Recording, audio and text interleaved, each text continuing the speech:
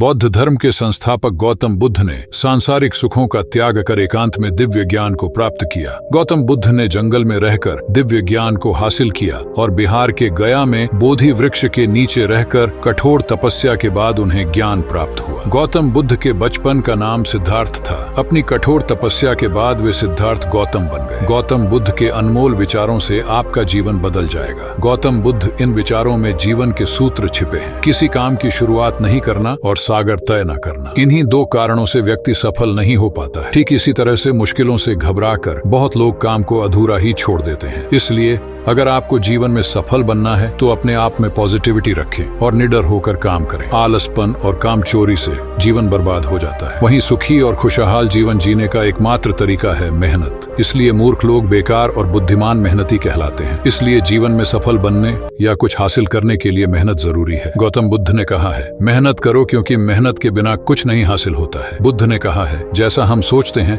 ठीक वैसा ही हम बन जाते हैं। इसलिए जब मन शुद्ध होता है तब प्रसन्नता परछाई की तरह हमारा पीछा करती है। इसीलिए हमेशा सकारात्मक बने और सकारात्मक सोचें। चाहे परिस्थिति कितनी भी कठिन क्यों न हो, आपके खुश रहने और पॉजिटिव सोचने से आपके जीवन में खुशियां बनी रहेंगी।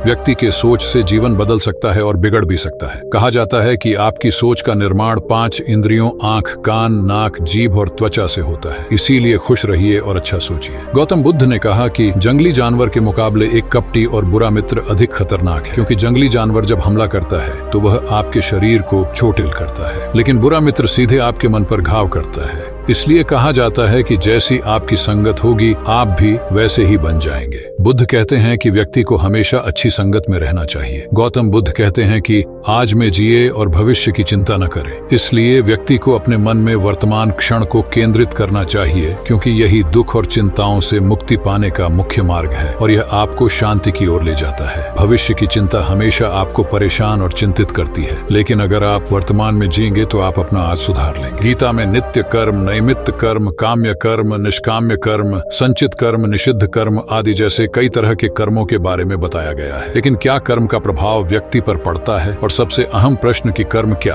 और किसे कहते हैं। एक बार गौतम बुद्ध के शिष्य ने भी उनसे यही प्रश्न किया था कि कर्म क्या है और किसे कहते हैं। तब बुद्ध ने शिष्य को कर्म के बारे में बताते हुए यह कहानी सुनाई थी। एक राजा अपने मंत्री के साथ घोड़े पर बैठकर अपने राज्य का भ्रमण करने जाते हैं। राज्य भ्रमण के दौरान राजा की नजर एक दुकानदार पर पड़ती है और वह दुकान के पास रुक जाते हैं और दुकानदार को देख मंत्री से कहते हैं कि क्यों, मुझे ऐसा लग रहा है कि इस दुकानदार को मैं कल ही फांसी की सजा सुना दूं। पता नहीं क्यों इसे देख मुझे इसे मृत्युदंड देने की इच्छा हो रही है। इतना कहते ही राजा वहां से अकेला ही चले जाते हैं और मंत्री उनसे इसका कारण भी नहीं पूछ पाते। अगले दिन मंत्री अपना भेष बदलकर दुकानदार के पास साधारण मनुष्य की तरह जाते हैं। वह दुकानदार चंदन की लकड़ियां बेचता था। मंत्री दुकानदार से इधर उधर की बात कर उससे काम और हालचाल पूछते हैं। दुकानदार कहता है, क्या बताऊं भाई, मेरा हाल बहुत बुरा चल रहा है। लोग मेरी दुकान पर आते हैं, मेरी चंदन की लकड़ियों को सूंघते हैं, प्रशंसा भी बहुत करते हैं, लेकिन खरीदता कोई नहीं है। मैं बस इसी इंतजार में हूँ कि कब हमारे राजा की मृत्यु हो जाए और उनके अंतिम संस्कार के लिए मेरे दुकान से ढेर सारी चंदन की लकड़ियां बिक जाएं दुकानदार से। इतना सुनते ही मंत्री को सारी बातें समझ में आने लगी।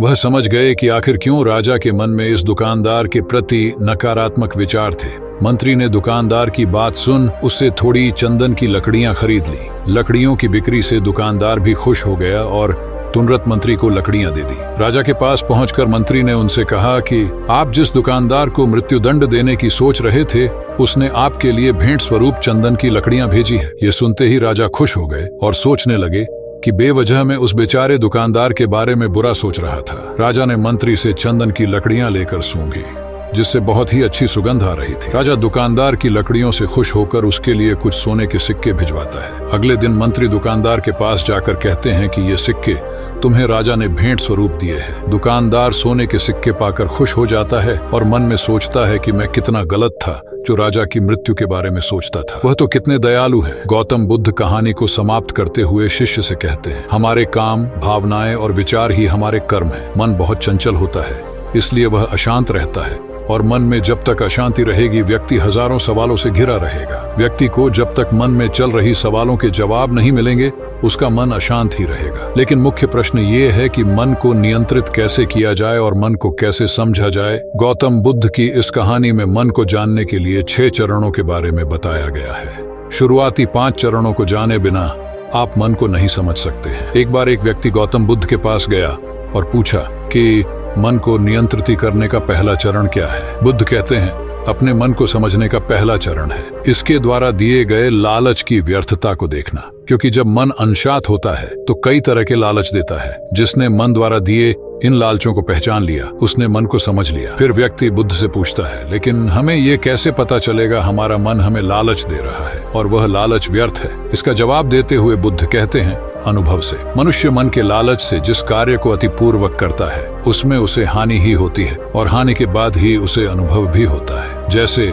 जिसने वास्तव में यह देख लिया कि नशा करना केवल दुख है, वह नशा मुक्त होना शुरू कर देगा। जिसने जान लिया कि ईर्ष्या से खुद का नाश होता है, वह ईर्ष्या से मुक्त हो जाएगा। मन को समझने का यही पहला चरण है। व्यक्ति बुद्ध से पूछता है, यदि व्यक्ति पहले चरण से यह जान जाता है कि वह मन द्वारा दिए लालचों के कारण दुखी है, तो फिर दूसरा चरण क्या है? बुद्ध कहते हैं, खोज पर निकलना। दूसरे चरण के लिए ऐसे व्यक्ति की खोज पर निकलना होगा जो कि पहले ही अपने मन को जान इससे मुक्त हो चुका है, क्योंकि वही तुम्हारा मार्गदर्शन कर पाएगा। व्यक्ति कहता है, लेकिन ऐसे व्यक्ति की पहचान कैसे होगी? बुद्ध कहते हैं, यही तीसरा चरण है। सुनना ही अपने मन को समझने का तीसरा चरण है। व्यक्ति कहता है, क्या इसे देखकर पता नहीं किया जा सकता? बुद्ध कहते हैं, देखने में कोई व्यक्ति बहुत शांत और अच्छा लग सकता है, लेकिन उसके मन के भीतर क्या है ये उसके शब्दों से ही पता चलता है। लेकिन किसी की बातों पर तब तक विश्वास नहीं करना चाहिए जब तक कि वह तुम्हारे विवेक की कसौटी पर खरा न उतर जाए। बुद्ध कहते हैं, कर्म ही मन को समझने का चौथा चरण है। खुद को जानने के लिए सही दिशा में कर्म करना जरूरी है, लेकिन कर्म करते हुए व्यक्ति हर बार दो गलतियां करता है। पहली गलती है यह कि शुरुआत ही नहीं करना, और दूसरी गलती पूरा रास्ता तय नहीं करना। इन दोनों गलतियों के पीछे हमारे मन की ही चाल होती है। व्यक्ति अपने कर्म को पूरा इसलिए नहीं कर पाता क्योंकि वह सोचता है कि मैं कल से शुरुआत करूंगा तो कोई यह सोचता है कि मैं असफल हो जाऊंगा। इन गलतियों का मुख्य कारण है जागरूकता की कमी। इसके बिना मन व्यक्ति को उसके सही दिशा में चलने नहीं देता। बुद्ध कहते हैं, मन को जानने और समझने का पांचवा चरण है जागरूकता। इसीलिए हर कार्य को जागरूकता के साथ करो। बिना जागरूकता के साथ किया गया कार्य या फिर जिया गया क्षण मृत्यु के समान है। व्यक्ति बुद्ध से पूछता है, अपने जागरूकता के स्तर को कैसे बढ़ाया जा सकता है? बुद्ध कहते हैं, ध्यान से। ध्यान ही मन को जानने, समझने और नियंत्रित करने का अंतिम चरण है। यानी ध्यान ही वह नाव है जिस पर बैठ मन रूपी नदी को पार किया जा सकता है। जिस व्यक्ति ने इन शुरुआती 5 चरणों से ध्यान को जान लिया, उसने अपने मन को जान लिया।